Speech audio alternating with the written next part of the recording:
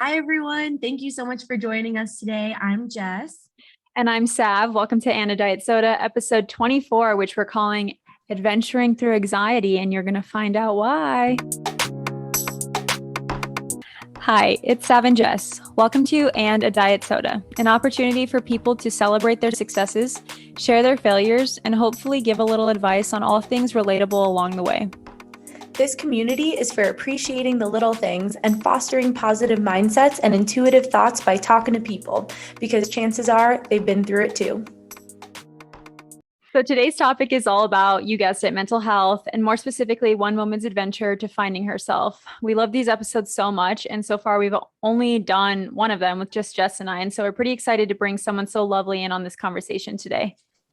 Yeah, Lisa Poe, she is a mental health advocate highlighted in her beautiful Instagram page. You guys should definitely go check it out. It's at Adventures with Anxiety, which is such a cute handle anyway. She's a mental health advocate and blogger, and she preaches about normalizing anxiety and panic disorders. She's a huge proponent of food freedom, which we love. And yeah, like as are we girl, and mental health treatment and finding what feels good for you. So welcome to the show, Lisa. We're so happy to have you today. I'm so honored to be here. Thanks for the lovely intro. Of course. So we just want to get into it. We just love that you're all about finding what's a good fit for you individually. We know that every person's different. Can you talk a little bit about why that's important, how we can understand that, and maybe give us an insight into your story and experience with mental health and how it got you to that point and realization? Yeah, well, first and foremost, saying that everyone is different because there's so much information out there, especially in social media now. There's quote unquote anxiety coaches and there's mental health advocates, it's all a beautiful thing that there's awareness being drawn to mental health. But there can be some things that people claim work for them, and that's great, but that doesn't necessarily mean it's a fix for you. So I am a big person who's always like, disclaimer, like this works for me. It doesn't necessarily mean it's going to work for you. But I have found that a lot of people can just benefit from relating to sharing your story in general. So my story is that, I've probably was born with anxiety, if I'm being honest with myself, maybe not as an infant, but I've had it for as long as I can remember, but I didn't know what it was until I was 19. And what I didn't know was anxiety that I really had my whole life kind of came to a head.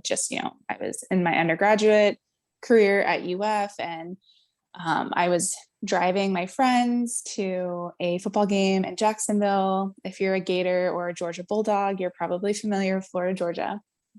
Anyway, there's a big bridge. There's a lot of bridges in Jacksonville, and I had never had issues driving or like with heights or anything, but I think it was just a culmination of being an anxious person and kind of like having it build up. And I had a panic attack while driving over a super tall bridge in the middle of the night and put myself and my 3 best friends and roommates in danger. And it was very traumatic and scary. And, we ended up getting through it, but I did have to pull over on the top of the bridge. And after, I didn't know what had happened to me, but it continued to happen after that. Like I was scared of that happening again, which is really what starts like panic disorder. You're scared to have a panic attack. So it's this cycle. And so I kind of went into a downward spiral from there.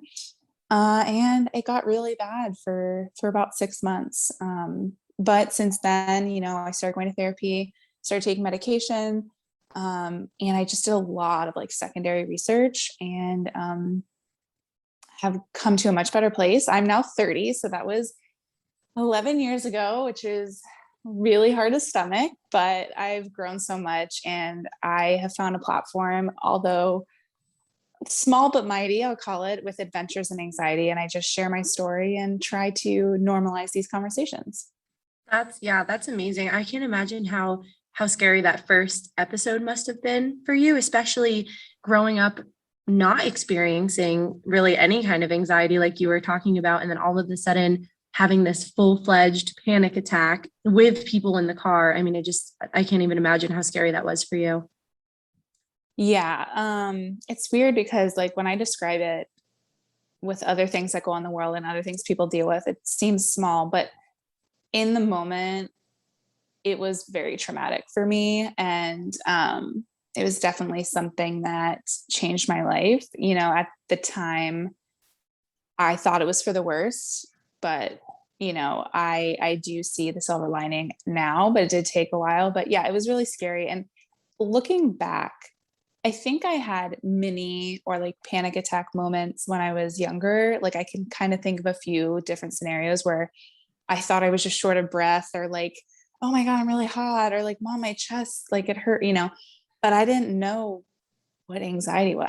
I mean, my mom, she knew I had it, which is a whole nother topic, but she never brought it up. So, um, I probably had anxiety and panic attacks growing up, but they didn't affect me as much until I really had that experience 11 years ago now. Thank you so much for sharing that. That was kind of my question that I was going to ask actually, was if you had felt anything similar like throughout your life as a young kid, because funny enough, I don't have panic attacks to that extent, but I have always struggled with anxiety, and my mom always kind of knew and never really said anything. I wasn't diagnosed until 18. I didn't start going to therapy until later on. So I can relate to you there. It's definitely frustrating to like learn about yourself at like, that's a very pivotal age too. You think you kind of know what's going on and you have no idea what's going on. And then something like that happens. And it's just like, what's happening with my life right now? Yeah. You know, and I think it's a generational thing, especially what I've learned, just like being a mental health advocate and speaking a lot in this space and talking to a lot of people in my life who have struggled with anxiety or panic or even depression, because they're so closely linked chemically.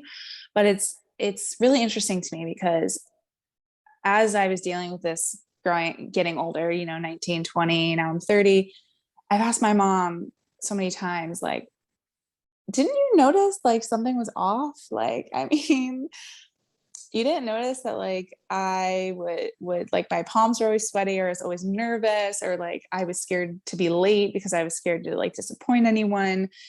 And I even had this thing, which I now know is anxiety, was I would tell my mom at Christmas parties when we were young, like I have this weird feeling. I would tell her, she's like, what do you mean? I'm like, oh, my stomach hurts and I feel weird. Like it was really me, like it was anxiety, and I was like dissociating. Like I felt like I was in a bubble. I'm like, I feel like I'm in this bubble, and I'm like, I have the weird feeling. Like I even named it. And I know as an adult, she was like, oh, she's experiencing anxiety, but I can't tell her that. And my mom was like, I didn't want to scare you. I thought you just get over it, which I don't think that's to fault my mom or making her like a bad parent. I just think that was like acceptable during that generation and kind of like all they knew. So yeah, totally. I mean, that's like it's definitely getting better, but like our grandparents' generation, our parents' generation was very much like fix your makeup, girl, and like get on with it. Like we're good, we're in public, like don't make a scene, like all that. But you have definitely been breaking that stigma of mental health, helping to contribute to that culture of being like, it's okay, we all go through it. And I really hope and I think that society as a whole is moving towards that. So what has your experience been so far with inspiring others and breaking that stigma and kind of just talking about it more? You know, thank you so much for saying all that, first of all. But I think my experience, to my surprise, because I was so scared to start, was it's been majority super positive. I've had, you know, the people here and there who are like, why don't you just keep your, I was sharing that I took medication, and I had someone on social media like kind of go crazy on me, like in my comments, and then DM me and like send like multiple. And they were like, why don't you just keep this to yourself? Like, this is so detrimental to society. Like, you know, and well, everyone is entitled to their opinion. There are those people, but I would say a majority, it's been really rewarding. It's not only helped me to just like open up and like share, but it's made so many people, even as far like my mom's opened up. Like my aunt reached out to me and was like, oh my goodness, like I'm so proud of you for doing this. Like I've struggled with anxiety my whole life and I've never told anyone about it, and now I feel like I can. Just, it's been really great. And I think there are a lot of mental health advocates out there. I am by no means like the biggest or whatever the case may be, but it is my mission to just like make people realize that as crazy as we feel in the moment of anxiety, it's actually really normal. You're like, mental health stigma is detrimental to society. Person DMing me, you don't even know what you're saying right now. Oh my gosh, for Right. real. Like, I think that like society, like because we're always like, don't air your dirty laundry. And I'm totally one to say that too, because there's nothing I hate more than a good old fashioned Facebook rant about someone's divorce and someone's ex-husband. And I'm like, keep that to yourself. Like that is something that no one needs to, like, if you're trash talking someone, that does not need to be on social media for everyone to see. But this is totally different. And people, I think, are starting to understand the difference between the two, because this brings people together, and that's the difference. yeah, it really does. It brings people together. And again, I say this all the time, and this sounds cliche, but you really are not alone, even though you feel so alone. Like you're not crazy, even though you feel crazy. It just kind of bats those negative feelings around it down a little bit when you know that someone's like putting it all out there like me, it's just like, well, I guess I'm not crazy, you know what I mean? So it's been a really great experience, and I'm just grateful for like opportunities like this too, and to share it to an even larger audience.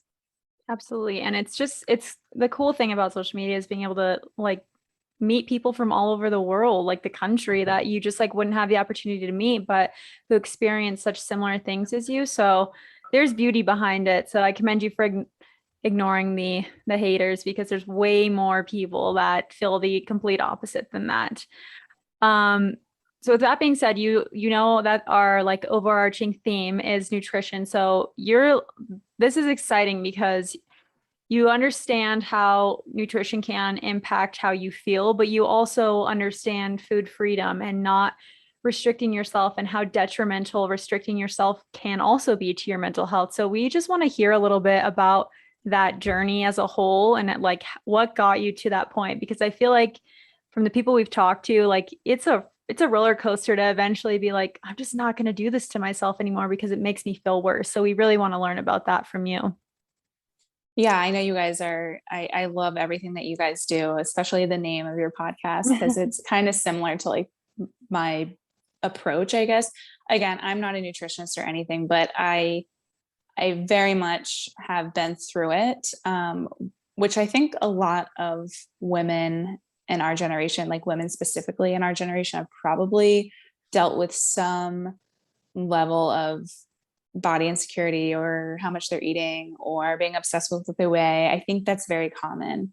And I will say I was one of those people, and I still have my moments. So like not fully innocent here, but when I had that full blown panic attack when I was 19, that was the stage of my life when I was working out 7 days a week and running. And I don't know, I did this weird diet. It was like the antifungal diet. I don't even know what that means. I did all these diets, and I did like a juice cleanse every 3 days. It was crazy. Like I was so obsessed with like getting to a certain size, and it was never good enough. And it was that cycle. And I realized, looking back, that those years that I prioritized, or like in my life, I put diet and exercise over everything else, were the most anxiety prone, panic attack prone years of my entire life. And that's not a coincidence. And I thought I was eating healthy, but really I was just eating to hit a calorie or a macronutrient number.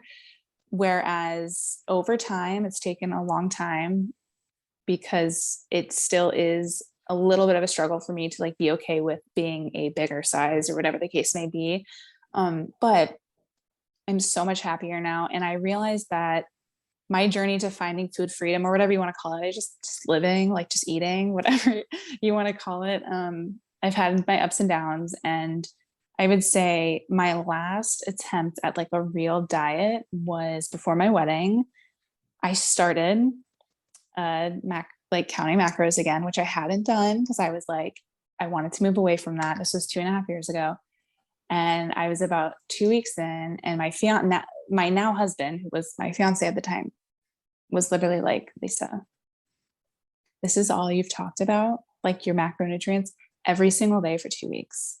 We're getting married in 6 months. Like, can we please enjoy ourselves a little bit? Like, he like called me out. He's like, you're miserable. That's And a good guy. I was freaking miserable. Oh, he's great. He's somewhere over there right now. It's all I cared about. I would stay up late. Like if I went over on my calories, I would stay up late and walk until they leveled out, like in my fitness pal, like it was bad.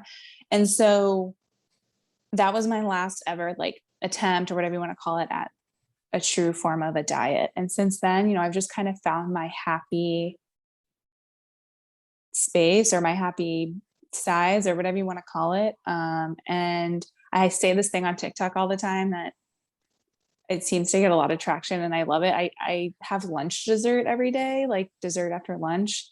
And I said in one of my TikToks a while ago, I was like, normalize lunch dessert. Like, can we just like all admit that we like lunch dessert? And so now that's like a thing with my little community too. But overall, one more thing, because I'm rambling right now, is that there are certain foods I definitely add to my diet to help with my mental health, but it's in no way am I restricting or following like a certain meal plan. Yes. Yeah. We love the adding, not subtracting.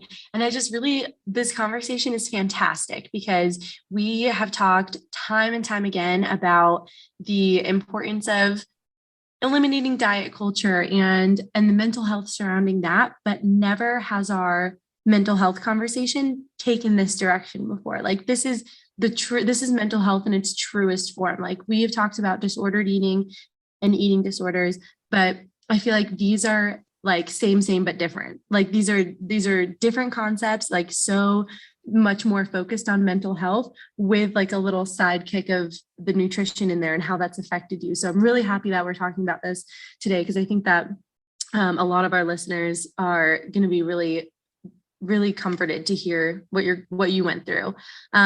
So my next question is, and I want to like circle back eventually with those specific foods that you were talking about adding, but first I want to ask how you deal with that relationship with food, keeping a mentally healthy relationship with food while simultaneously putting so much emphasis on its importance and how you kind of ride that line. Well, it's not easy. It's definitely, I would go out on a limb and say it's probably a lifelong journey to really find that like perfect spot. So just kind of accepting that it's not always going to be perfect is first and foremost, like, or like, when you're in that diet mindset, if you cheat, what are you cheating on? Can we like ditch that word, please? Like, are you cheating on the salad? Like, I hate it. I hate that. Oh my goodness. I could go on forever. When you're in that mindset, you're like, oh, I cheated. Like, might as well go all out, like today is a wash. Yeah. Let's like rock out at Sonic. And it's like,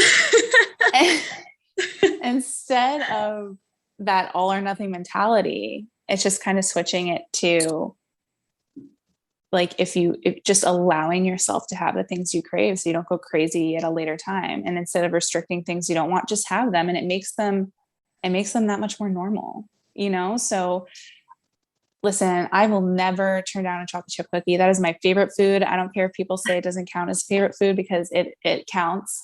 But I also know that it's about feeling good, like mentally and physically. And like, I don't feel my best if I had cookies all day long. You know what I mean? So it's understanding that the overall goal is to feel good in your body and in your mind, and food has a lot to do with that. So yes, a cookie makes me happy and I'm not going to turn it down, but also like, I need to get some greens in because if I don't poop, like we're not in a good spot. You know what I mean? We're not happy. Like this is all correlated here. So it's really just understanding that it's about feeling good and ditching that all or nothing mentality and just finding what makes you feel good, like emotionally, mentally, physically, like what is that combination? Because it's not keto, it's not paleo, it's not Whole30. It's probably bits and pieces of everything. And then your favorite foods. Yeah. I love that you are like so balanced. And I also appreciate that you stated like it is a lifelong, it just is. Like one day you can be like, yeah, I'm gonna eat this cookie, I'm gonna eat this salad, I'm gonna eat this chicken sandwich, I'm gonna eat, whatever. Like you can be balanced. And then the next day be like, wait, I'm kind of falling into my old tendencies. Like I kind of want to restrict myself. I'm feeling not so good about myself today. And that's just a journey that so many people go through. And it kind of blows my mind sometimes. It's like a matrix effect for me when I'm like, wow, it's crazy that we are even to a point in life where we have to be like, it's about balance. It's just eating what you want to eat, feeling good about yourself. So it's just an ironic thing. It sounds so simple, I know. but it's really not. And it has a lot to do with the world we grew up in. It has a lot to do with a lot of our things in our environment, surroundings. But I have to be honest, even like I would say probably the last month or so, I've struggled a little bit feeling like I don't weigh myself. So I don't actually know what I weigh. I haven't weighed myself. Oh my gosh, probably 3.5 years now. Like even at the doctor, I turn around. I don't want to know. Like I close my eyes. And when they have those old scales that you can hear it, I'm like, I literally plug my ears. So that's not like, I don't put a number, but I could tell like I had to like get a new pair of shorts because I was like, these are a little tight and don't feel good. So I'd say like the last month, it sounds like I have it all together and like, oh, normalized lunch, dessert. Like I said, it's a lifelong journey. This last month, I've found myself some days being like, Lisa, like your pants were tight. What are you doing? But my desire to not go back to that place and knowing that that place isn't good for me is now above like my pants being a little tight or whatever the case may be. So I think that's what the difference is. Yeah, I'm definitely guilty of that too, where I'll like feel like I did really well with my nutrition for a long time. And then like the minute I start seeing results, I'm like, oh, well, that means I can eat this. Like I'm good to go now, instead of like consistently trying to be better about those habits. So and those thoughts. I also will say that coming from nutrition, studying so much nutrition, I think I gave myself an eating disorder. That's what I always say, because it's so hard to like know like what's good for you and all of these things, but to try to like be like, it's also okay. Like your body is so adaptable. Like I also love cookies. Like ice cream is my like kryptonite. So like it was just hard to really recognize that I could do that. I could have both and incorporate it. And in all aspects, whether it's medicine or nutrition and health and wellness in general, the whole viewpoint just needs to change. So that's why we're just really happy to know and meet someone like you. I'm going off on a rampage here. I want to bring it back. So both Jess and I both are scientists. We have a science background and very much so believe in medicine. So we want to hear about how if you ever struggled, first of all, with like accepting, because I've felt that too, that you had to be on medication, but also these more holistic approaches or holistic medicine that you can incorporate into your specific situation. Yeah. I could talk about food forever. Also, side note, you being in nutrition, I work in the wellness industry, like for a supplement brand, and I'm constantly learning, like, you need more vitamin D, you need more magnesium. I'm like, okay, I need this. It's overwhelming. So kudos to you for working through that, because I cannot imagine it being that easy. So just thank you. You are very welcome. And when it comes to medicine, holistic versus prescribed, I'm a big believer in like a mixture. Again, everyone's different, and I would never like be a pusher of like, you have to take meds, but I think the stigma around mental health is bad, but it's getting better. The stigma around medication for mental health is so bad. Like it's light years worse than like just talking about anxiety. Like if you're like, oh, I take an antidepressant, it's looked at much differently, at least in my experience of having somewhat of a platform.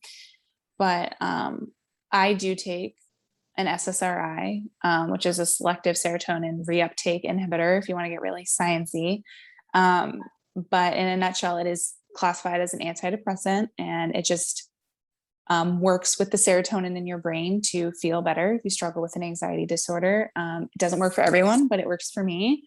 And I've actually been on and off of this for a decade now. Granted, I've had a couple of years where I didn't take anything because I felt like I didn't need it, but ultimately I've always come back to it because it's just a tool that works for me. I've had a journey with it. I've been up dosage. I've been really low dosage. Right now I'm kind of in the middle, but I also want to say, while it is probably my number one or number two tool,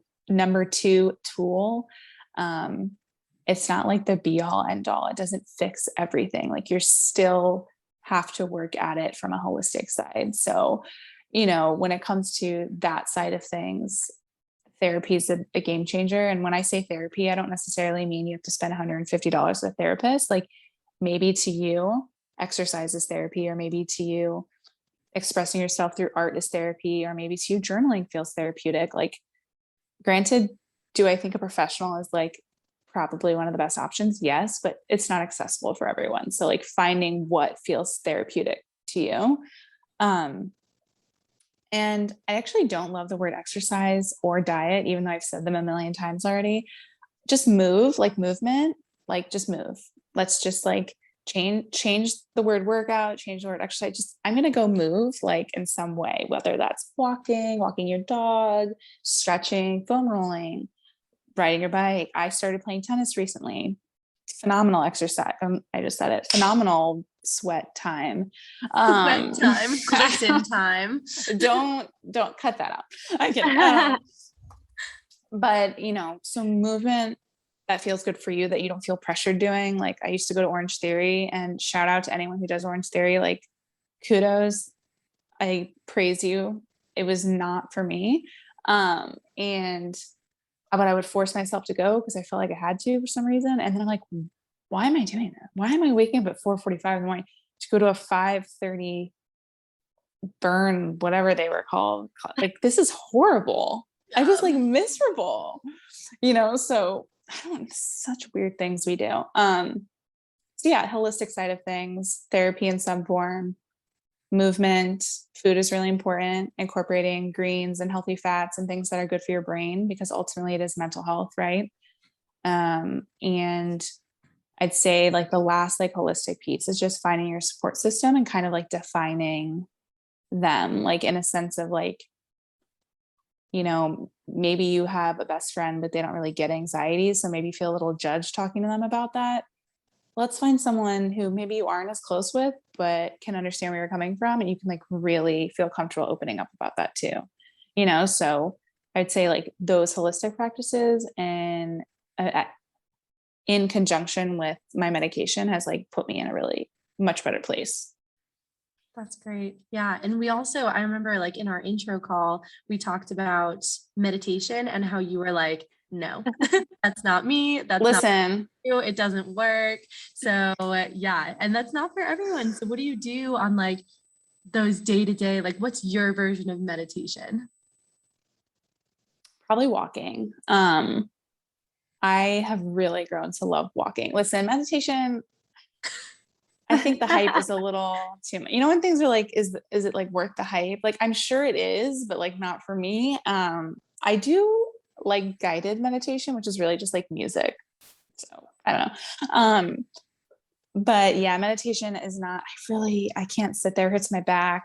I don't know, yeah, meditation, not for me necessarily, but again, whatever works for you works for you. And that's unfortunately not my strong suit. But I think it's awesome that you recognize that and you're like, that's not for me. Like, what else is? And I totally get it. Meditation, I can say I've done this for years, as I'm a yoga instructor too. And there's probably like 3 solid times where I was like into it. And I will say like, yeah, life changing. Like, if you can get into it, I'm jealous of you because it is a very special place to be, but it just is so hard. It might be because I am a person with anxiety and there's so many thoughts and things going on, but I really switched to mindfulness and mindfulness guided meditations because they actually take you through things. They guide you. So your mind isn't like all over. It's like a directed path that still brings calmness and relaxation to you. So, it's just awesome that you were able to recognize that and find the thing that works for you. Cause I think a lot of people are like, I can't meditate. I can't be zen. I can't like relax. And it's important to find what really works for you. And we're stressing the differences here and the differences being okay. Exactly. Like I actually do enjoy yoga, although put me in an hour-long yoga class and I don't know how I do, but a good 20-minute yoga flow or whatever Yeah. feels good. But again, find what works for you, and that it might be weird, but like whatever, just rock it. Yeah, totally.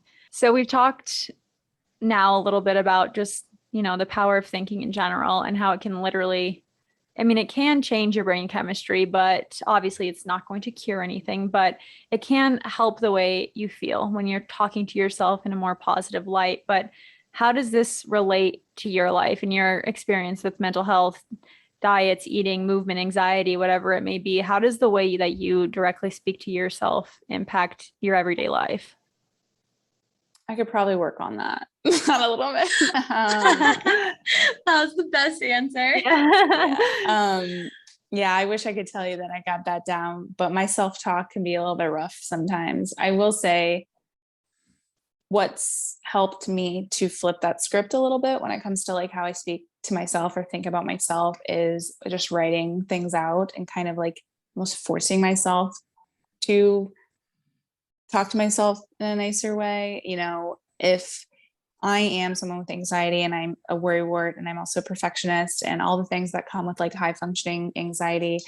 And part of that is thinking you have to be the best or perfect, or you can't make a mistake, or you can't fail. And battling those thoughts can be truly exhausting. And I will say that journaling has really helped. And when I say journaling, I don't mean like perfectly curated prompts or anything. I just Dear maybe diary. mean like, honestly, I should start doing that. I just like write stream of consciousness, or then even at the bottom, I'll put like, I am strong, or like whatever the case may be. And that's really helped. But yeah, that's a tough one. That's one that I'm constantly working on. And I have gotten much better at kind of just accepting, like accept where you are. The goal is acceptance, you will succeed. Does that make sense? Like if the goal is perfection, you're probably going to fail. So you're setting yourself up for failure.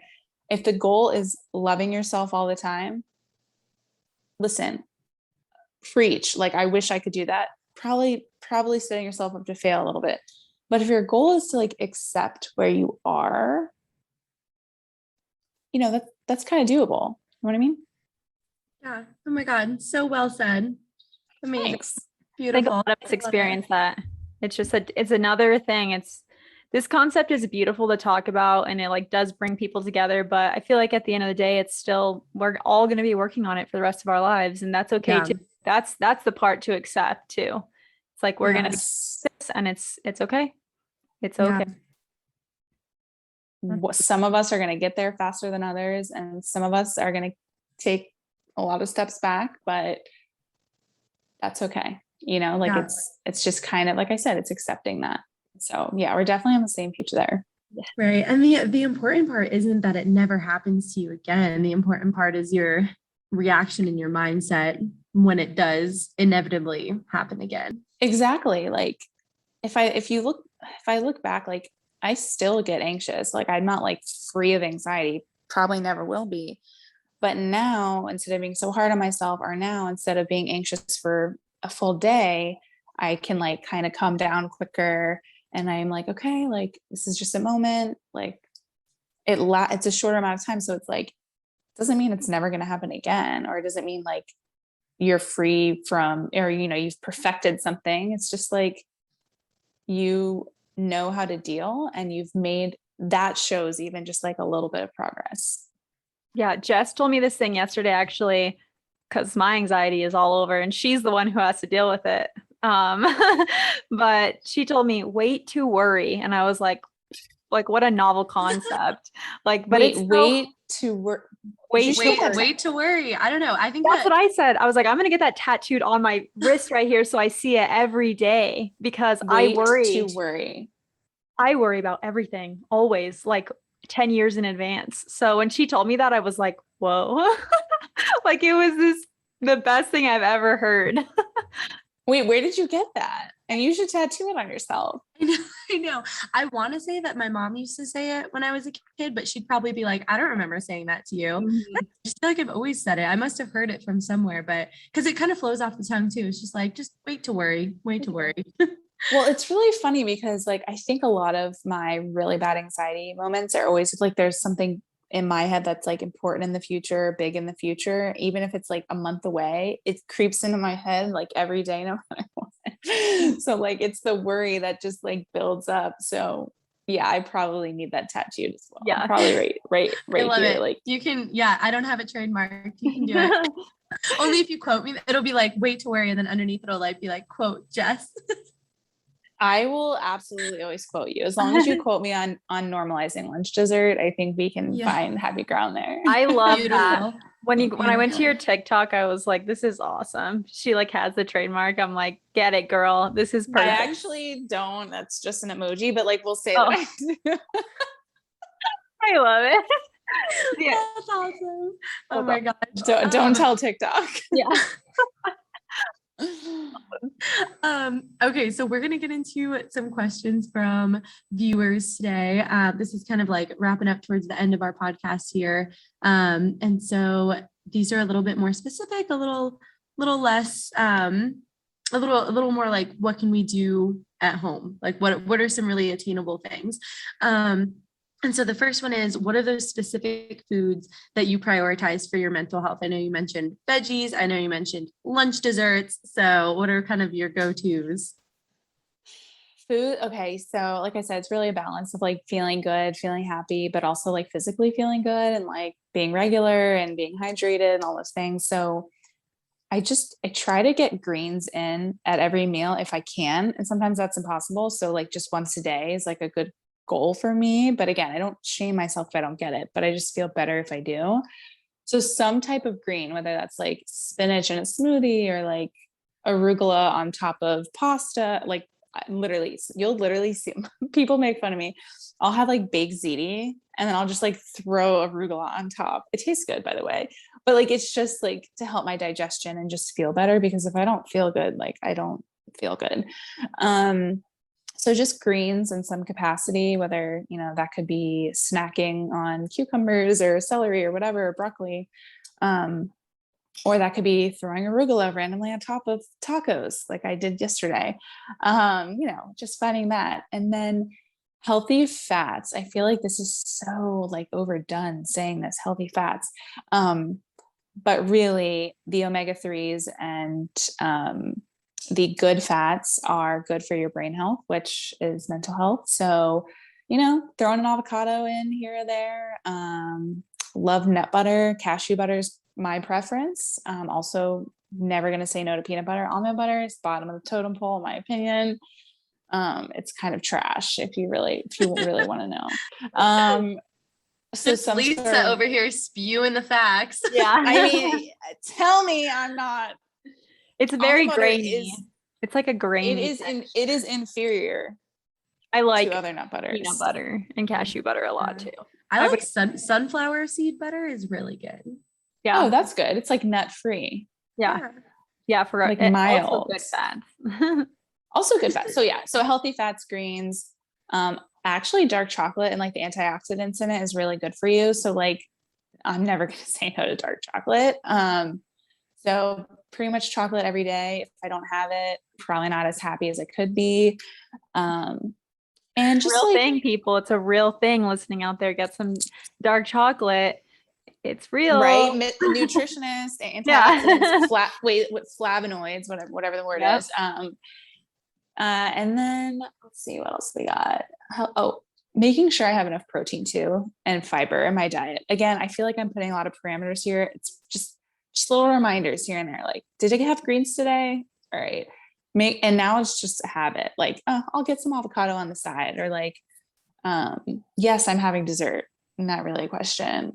And then when it comes to protein, just making sure like whether you're more plant-based or whatever, seafood's really good for your mental health, like wild caught, but just getting some protein in to just make you feel fuller and just make you feel better.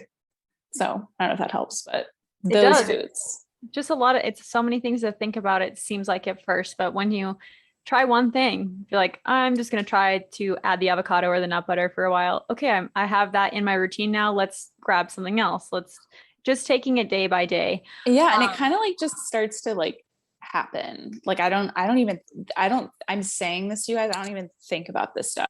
Like, it's not like I'm like, did I have a salad today? Like, no, It's not part of it. yeah. And it comes with just the time, again, taking the time.